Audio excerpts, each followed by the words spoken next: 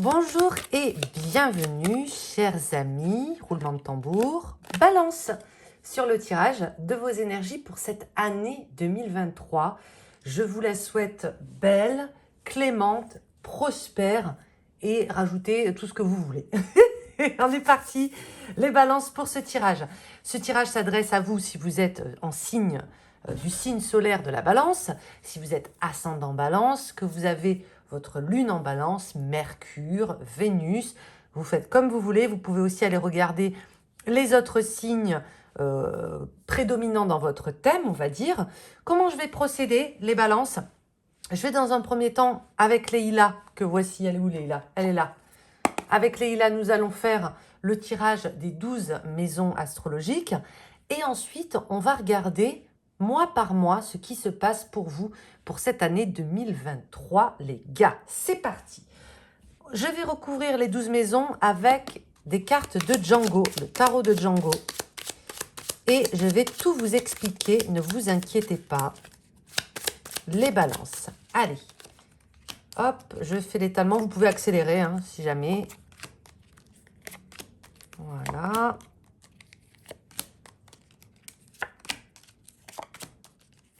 Hop là. On est parti les gars. J'ai sorti la petite baguette magique, magnifique. Et on est parti. Maison 1, qu'est-ce que vous avez dans votre maison 1? La maison 1, elle va représenter votre vitalité. Elle va représenter, hein, c'est l'énergie du bélier, l'énergie de la planète Mars. C'est l'individualité, l'individu plutôt, le moi, la vitalité. En gros, c'est comment vous allez vous sentir, comment vous vous comportez aussi avec les autres, dans le monde, etc. Vous avez un très joli cavalier de coupe qui ressemble beaucoup d'ailleurs à une énergie, R de la balance.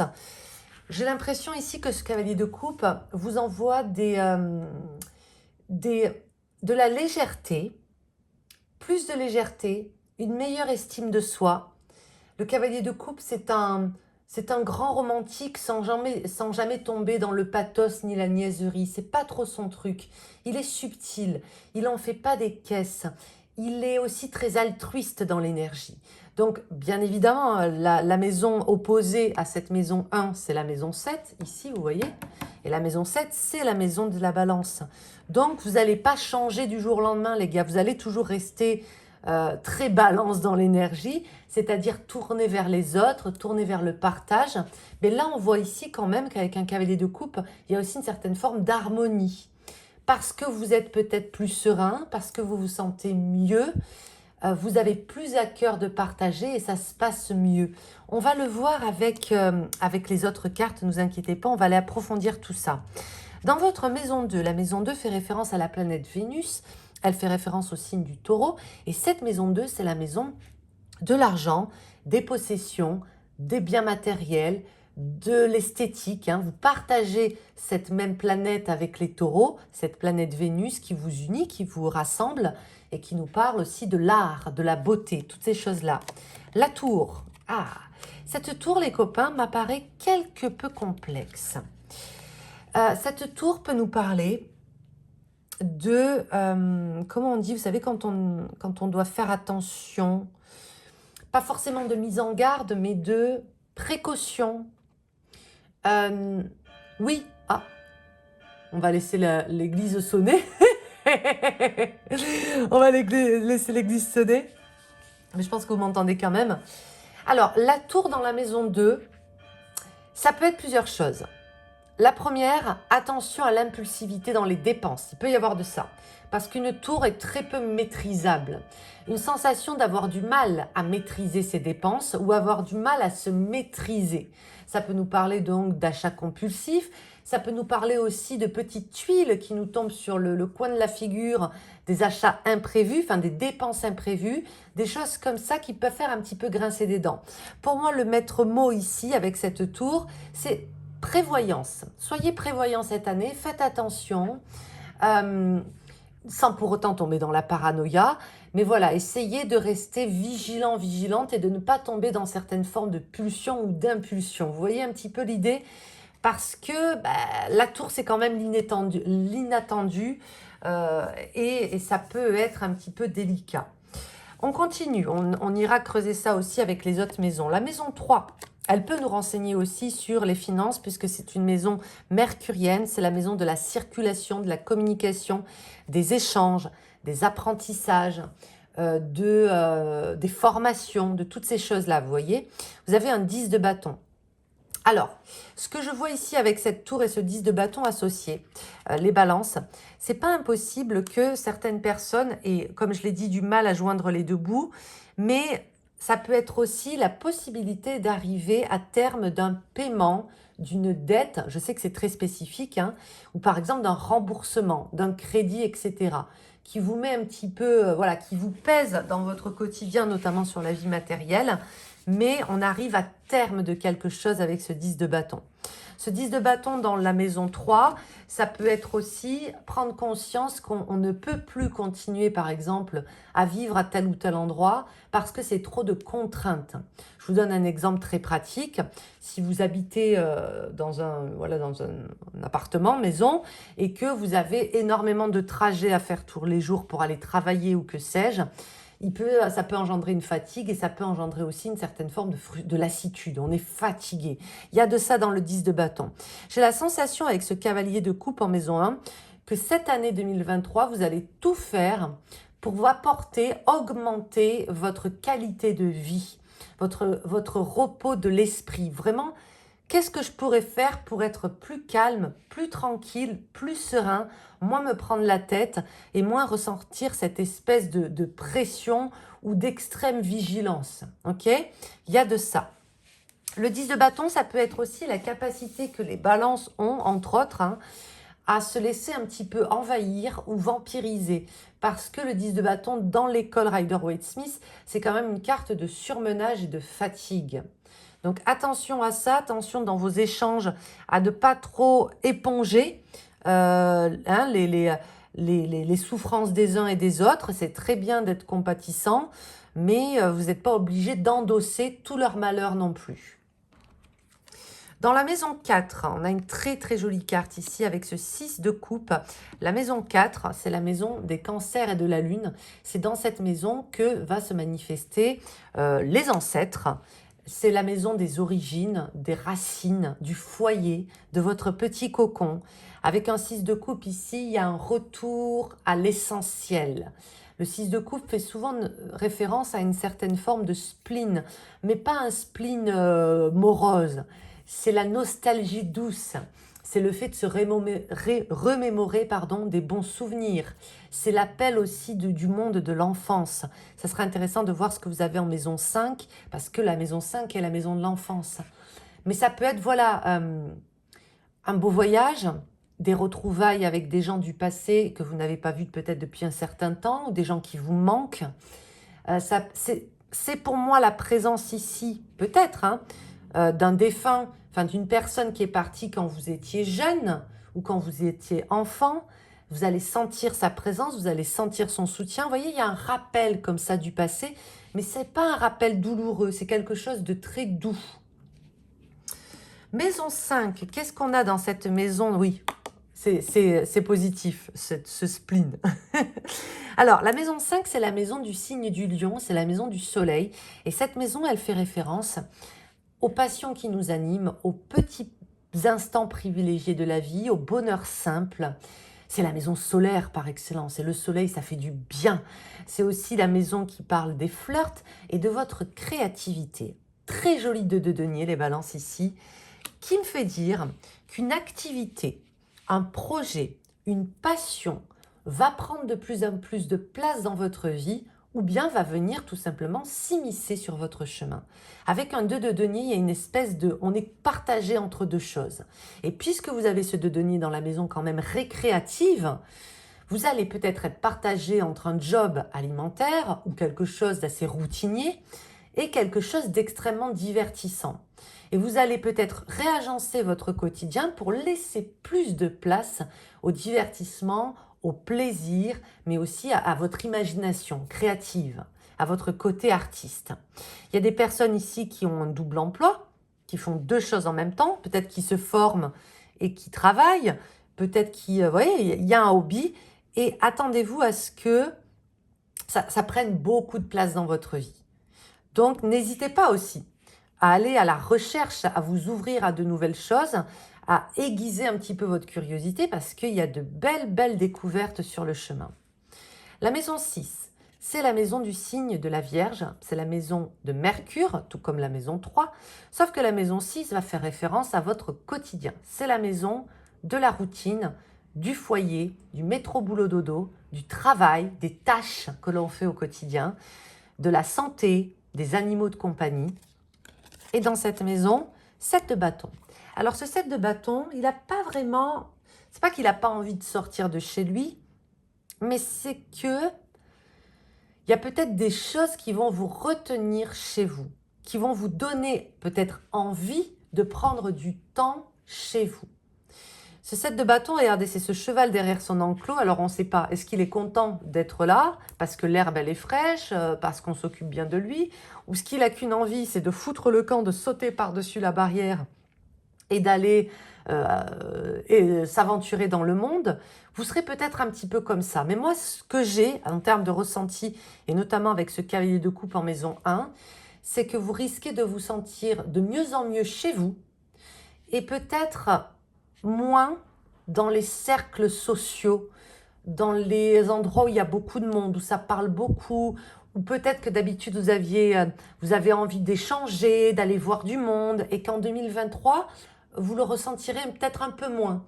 Attention, ça ne veut pas dire que vous allez vous isoler et devenir un ermite. Si tel est votre choix, tant mieux, j'ai envie de vous dire. Mais voilà, je sens qu'il y a un renforcement du cocon. Vous voyez un petit peu l'idée? Ce qu'on vous dit ici aussi, sur un plan peut-être plus spécifique, c'est ne vous inquiétez pas. Alors, toute proportion gardée, hein, mais si vous avez des enfants, par exemple, qui deviennent un peu grands, ou même pas d'ailleurs, à leur laisser... Ah, j'aime pas dire ça parce que je ne veux pas me substituer aux parents. Mais en gros, c'est laisse aussi les gens être et accepte que les envies peut-être de tes enfants ou des gens qui évoluent dans ton foyer ne soient pas les tiennes. J'ai cette notion de lâcher un petit peu du lest, laisser la liberté aux autres. Vous voyez, il y a de ça ici. Accepter la liberté des autres. Maison 7, c'est votre maison, les balances. Qu'est-ce qu'on a dans votre maison? Regardez comme elle est jolie. La convivialité, l'hospitalité. La maison 7, c'est la maison de l'autre, des amours, du sentimental, des partenariats, des contrats, des mariages. Oh bah, vous avez la carte de présentation. Ah là là! Allez, qu'est-ce que vous avez? Pourtant, je les avais toutes enlevées. Hein. Bah voilà. Voilà. On s'est fait troller avec la carte de présentation pour tirer l'as de coupe derrière. Ça fait plaisir. Cet as de coupe, regardez, on a le 1 en coupe et le 7 en coupe. Il y a des balances amoureuses ici. Là, il y a de belles rencontres. Alors, je sais que peut-être je le répète, c'est un potentiel vraiment de nouveauté sur le plan du cœur ou de renouveau sur le plan du cœur. Avec l'as de coupe, à la question est-ce que je suis prête à rencontrer quelqu'un, à avoir une belle histoire, la réponse est oui. Parce qu'on a pris le temps de vider la coupe, donc maintenant, on peut la remplir.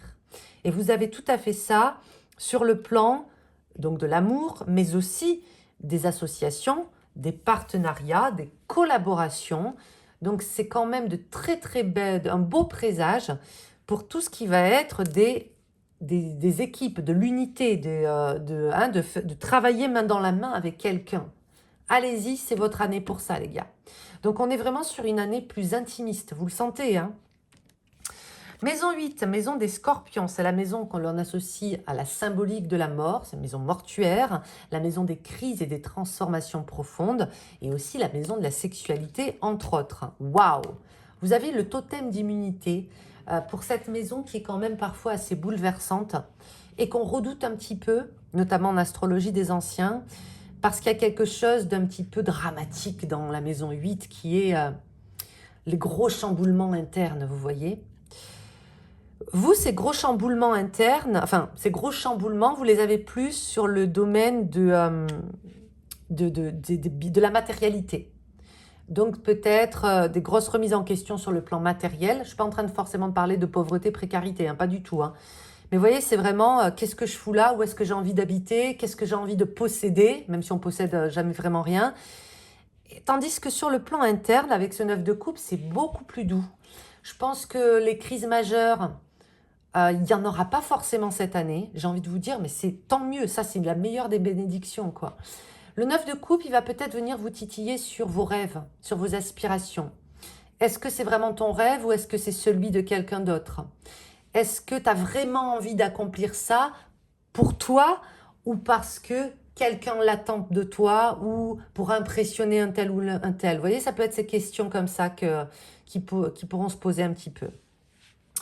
Ensuite, en maison 9, donc la maison des Sagittaires, cette maison va faire référence à la planète Jupiter, aux aspirations lointaines, aux croyances, à la religion, à tout ce qui est du domaine de la philosophie, toutes ces choses-là. L'ermite.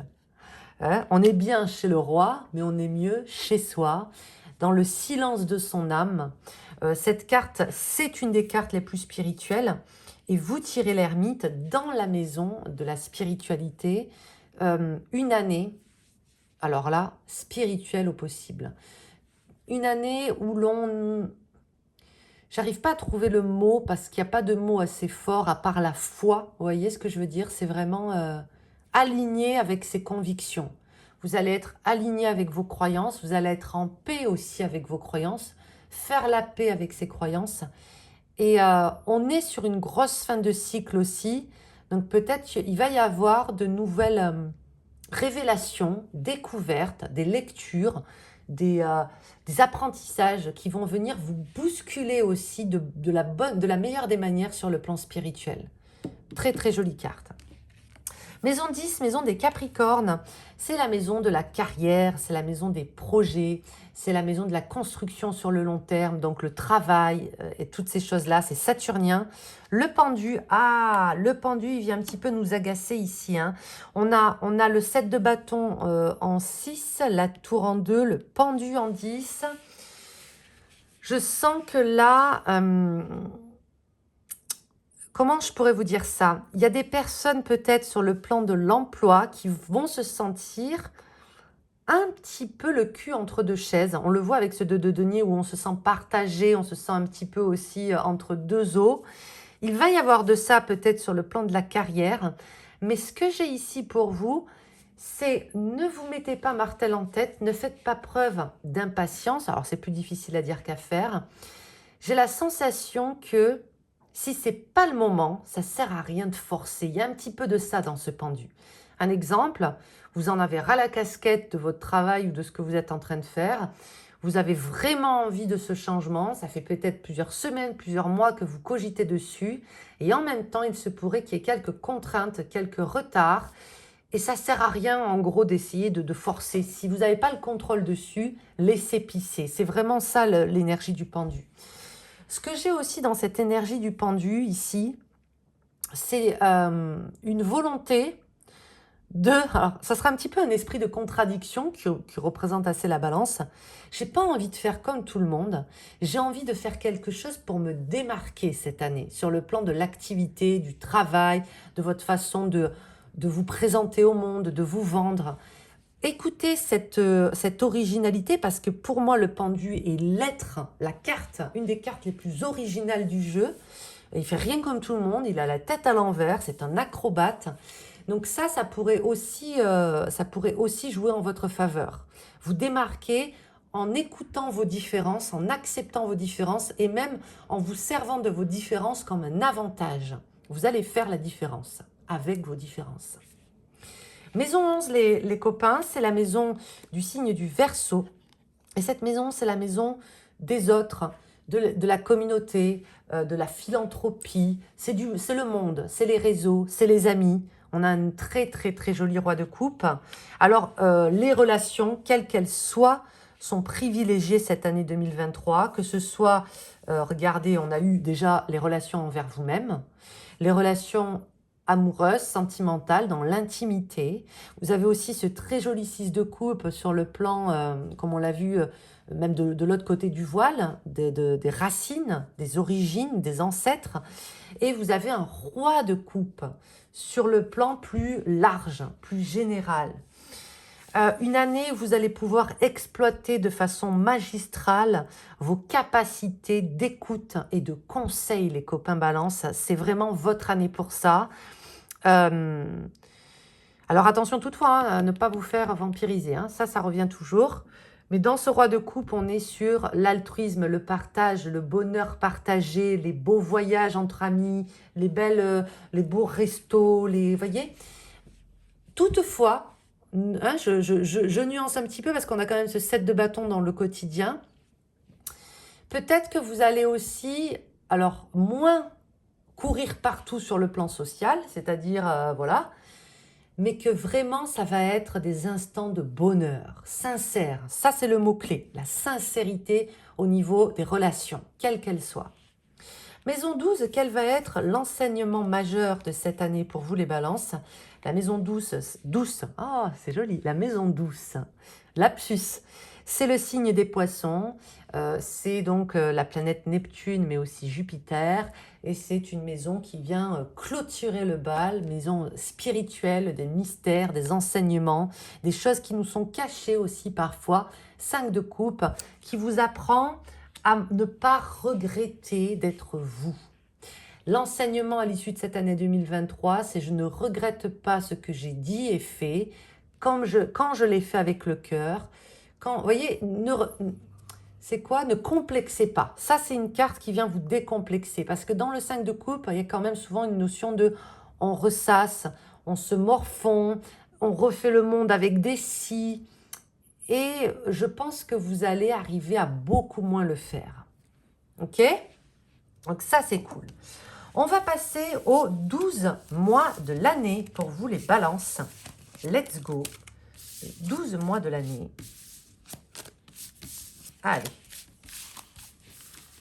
Et pour cela, nous allons prendre Lucie. Lucie, elle va nous donner tout ça.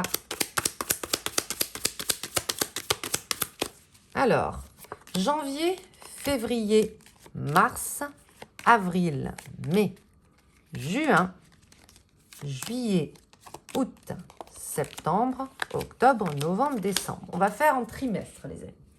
Et on est parti avec le premier trimestre, janvier, février, mars.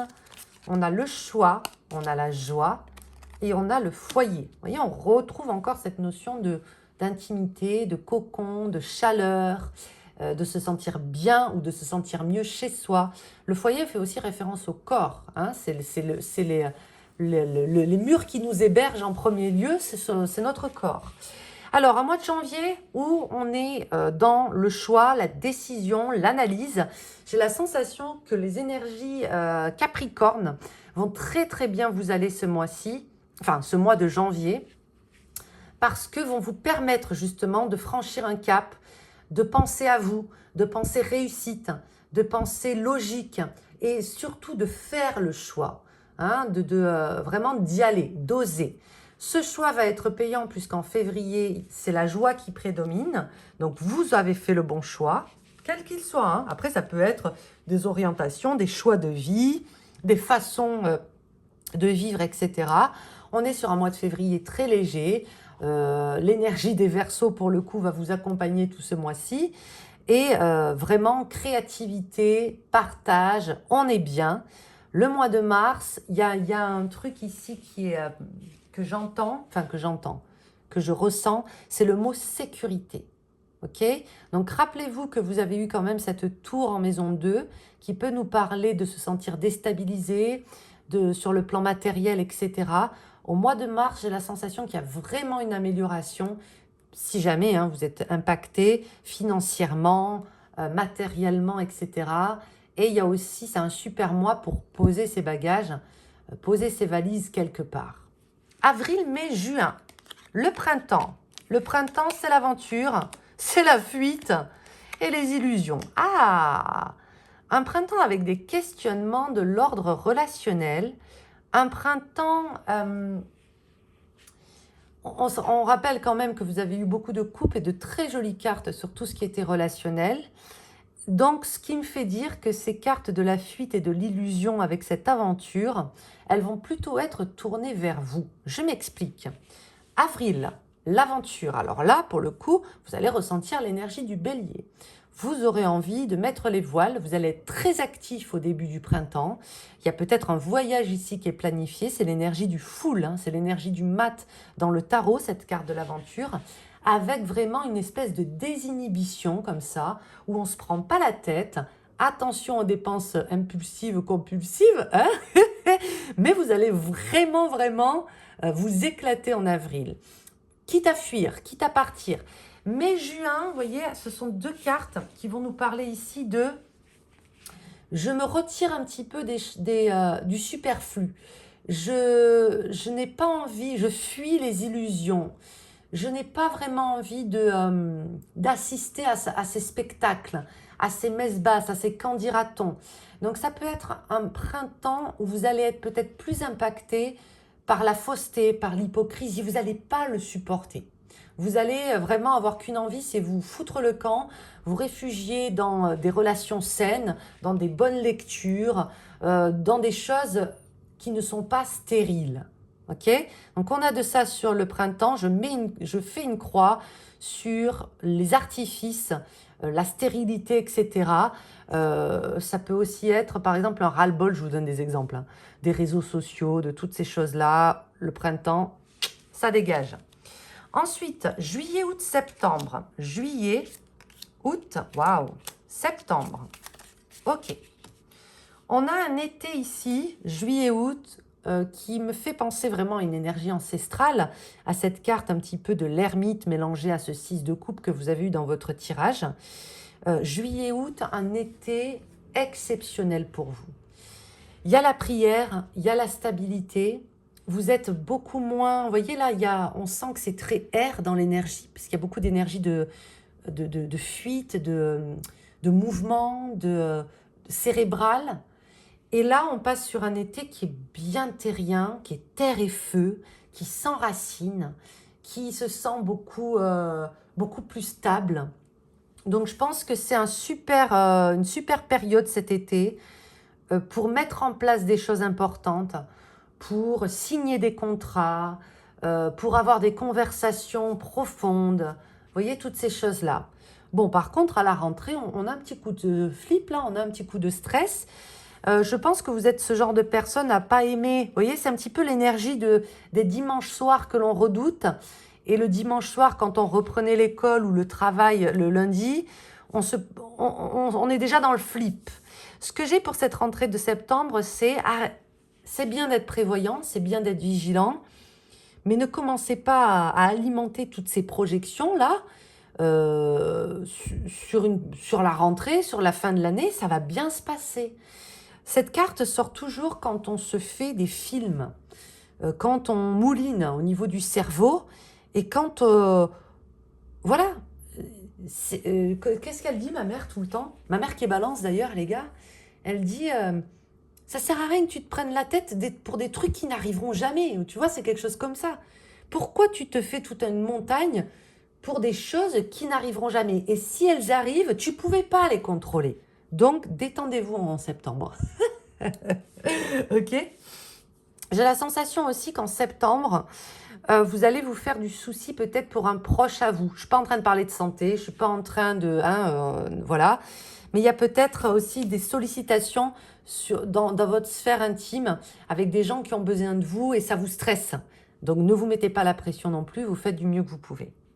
Octobre, novembre, décembre, on passe aux énergies automnales, hivernales. Qu'est-ce qu'on a pour cet automne 2023? Waouh, waouh! Regardez comment vous terminez l'année, les copains balance, extrêmement bien.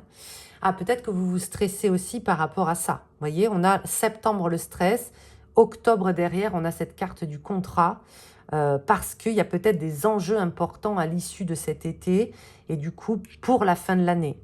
Donc des achats, des signatures de bail, des signatures de travail ou signatures en tout genre, des choses plutôt de l'ordre administratif et juridique qui se passent bien, les amis. Hein, ça se passe bien. Vous avez derrière, en novembre, cette carte de l'amour. Rappelez-vous que vous avez eu l'as de coupe dans votre maison tout à l'heure et que cette carte de l'amour, c'est l'as de cœur. Donc ça, c'est aussi ça.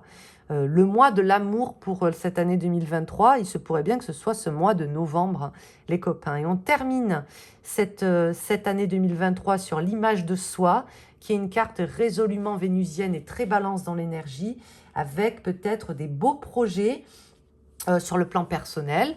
On change quelque chose dans sa vie qui nous fait nous sentir mieux. Alors ça peut être, on refait la déco chez soi, on est porté sur la beauté, l'art, l'esthétique, toutes ces choses-là pour cette fin de l'année. Bon, c'est magnifique les gars, vous avez une très jolie année. Très jolie année. Je vais vous tirer pour terminer une question de Sophie les amis. Une question de Sophie. Sophie va vous poser une question qui peut vous accompagner tout au long de l'année. Et j'ai oublié de vous faire l'ombre et la lumière. Bougez pas, on va le faire rapidement aussi. La question de Sophie, confie-moi les 3 choses qui t'apaisent. Elle vous invite à réfléchir sur ça. Et bougez pas les amis balance, j'ai oublié de vous faire quelque chose. Les amis balance, en début de tirage normalement pour chaque signe, je tire une carte ombre et lumière. J'ai oublié de vous le faire, mais c'est que peut-être c'était pas nécessaire, mais je vais quand même vous la faire. Voici l'ombre pour vous en 2023. Voici la lumière. Peut-être qu'il fallait que je vous le fasse à la fin. L'ombre en 2023 pour vous, la reine d'épée. La lumière en 2023 pour vous, les amoureux. Alors, l'ombre ici, ça sera... On va vous inviter cette année à ne pas être dans le ressentiment. Parce que la reine d'épée, elle a le cœur lourd parfois. Elle peut avoir un esprit un petit peu vengeresse, vous voyez. Alors, ça ne ressemble pas vraiment à l'énergie de la balance, qui n'est pas vraiment... c'est pas le signe le plus rancunier du zodiaque. Mais là, ça peut nous parler d'amertume et de frustration. Pourquoi est-ce que tu te sens frustré? Pourquoi est-ce que tu te sens amer? Et si jamais ça prend trop de place dans votre vie, on vous invite à travailler sur ces ombres-là. En côté lumière, je n'ai pas besoin de vous faire un dessin. L'amoureux, c'est la carte, elle représente l'amour de soi, l'estime de soi, les choix que l'on fait qui vont dans le sens d'avoir le cœur plus pur, plus serein, plus ouvert. Votre lumière cette année, c'est les choix du cœur. C'est beau ça, hein? Voilà les amis balance, j'espère que ce tirage vous a plu. Si c'est le cas, n'hésitez pas à me le dire en commentaire, à liker, à vous abonner pour soutenir, ça me fait super plaisir. Je vous embrasse bien fort, je vous souhaite encore une très belle année 2023 et puis bien évidemment, tout le bonheur du monde. À tout bientôt, ciao ciao.